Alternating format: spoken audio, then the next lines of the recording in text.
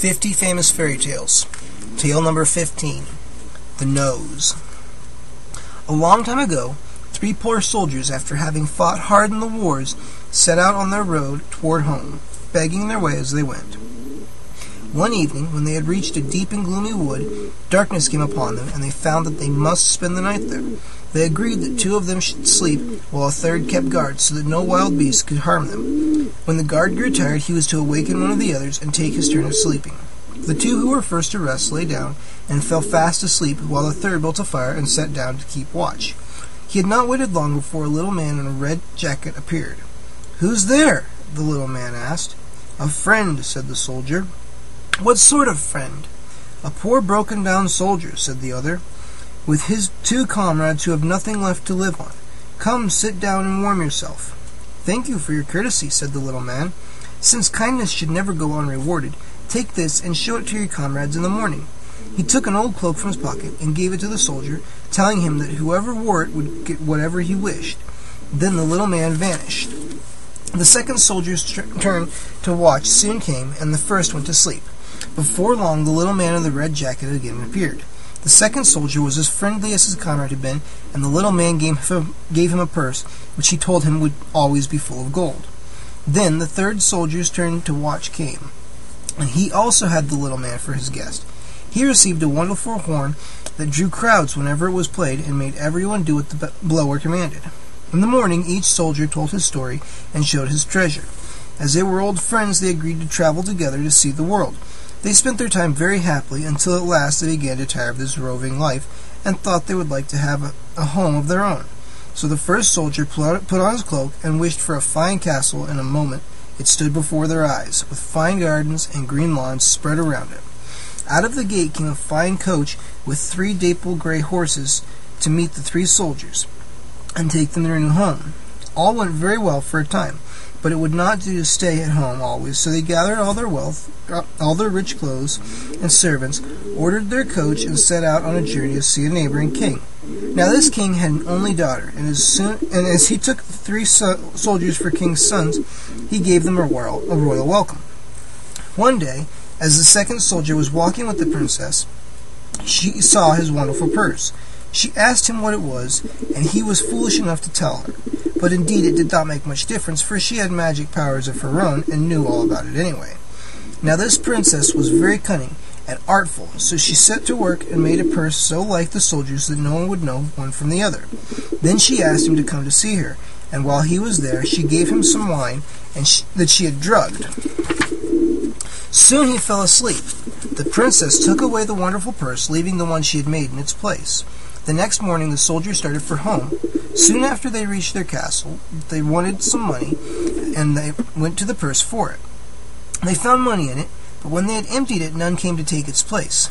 The trick was soon discovered, and the second soldier told his friends where he had been, and that he had told the story of the wonderful purse to the princess. The soldiers knew at once that she had betrayed him. "Alas," he cried, "whatever shall we do?" "Oh," said the first soldier, "let no gray hairs grow. For this mishap I will soon get the purse back." He threw his magic cloak across his shoulders and wished himself in the princess's chamber. There he found her sitting alone, counting the gold that fell around her in a shower from the purse. The soldier accidentally dropped his cloak, and the princess saw him. "Thieves! Thieves!" she cried loudly. The whole court came running and tried to seize him. The poor soldier forgot all about his cloak and ran to the window, opened it, and jumped out. When the princess saw that he had left his cloak behind, she was happy, for she knew its worth. The poor soldier made his way home on foot in a very downcast mood, but the third soldier told him not to worry, and took his horn and blew a merry tune. At the first blast 1,000 men thronged about him. At the soldier's command they set out to make war against the princess. The king's palace was besieged, and the king was told that he must make his daughter give up the purse and the cloak, or not one of the castle would be left standing. Not one stone of the castle would be left standing. The king went into his daughter's chamber and talked with her, but she said, "First let me see if I cannot beat them in some other way." Then, dressing herself as a poor girl with a basket on her arm, she set out by night with her maid, and went into the enemy's camp to sell trinkets. In the morning she rambled about, singing ballads so beautiful that all the tents were left empty, and the soldiers thought of nothing but her singing. Among those who left their tents was the soldier to whom the horn belonged. As soon as she saw him, she went to her maid, who slipped slyly through the crowd, went to his tent, and stole the horn away. This done, the maidens both got safely back into the palace, the besieged army went away, and the 3 wonderful gifts were all left in the hands of the princess. The poor soldiers were now as penniless and forlorn as when the little man with the red jacket had found them in the wood. "Comrades," said the soldier who had owned the purse, "we had better part. We cannot live together. Let each earn his bread as well he can." So he turned to the right, and the other two went to the left, for the 2 would rather travel together. The lone soldier wandered alone until he came to a wood, the same wood where they had met the little man. He walked on until evening came, then he sat down beneath a tree and soon fell asleep. Morning dawned, and he was delighted on opening his eyes to see that the tree under which he lay was laden with the most beautiful apples. He was hungry, so he plucked it and ate first at one, then another, then a 3rd apple. Suddenly his nose began to itch furiously.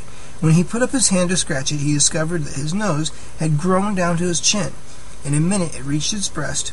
It did not stop there, but continued to grow and grow.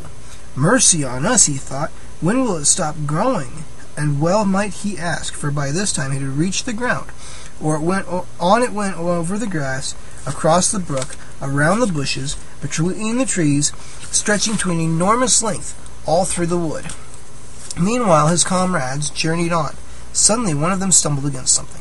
"What can that be?" asked the other. They looked carefully and could think of nothing that it was but a nose. "We will follow it and find its owner," they said. So they traced the queer thing till the last they found their poor comrade lying stretched under the apple tree. What was to be done? They tried to carry him, but in vain. They caught a donkey that was passing by and raised him upon his back, but the beast tired of carrying such a load. Then suddenly the little man in the red jacket appeared. "Why, how now, friend?" he said, laughing. "I must find a cure for you, I see." He told the soldiers to bring their comrade a pear from the tree that grew close by.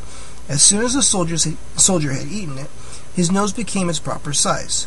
"I will do something more for you," said the little man. "Take some of the magic fruit with you. Go to the princess and get her to eat some of your apples. Her nose will grow 20 times as long as yours did. Then look sharp, and you will get what you want of her." They thanked their old friend for his kindness, and it was agreed that the poor soldier who had already tried the power of the apples should go to the princess.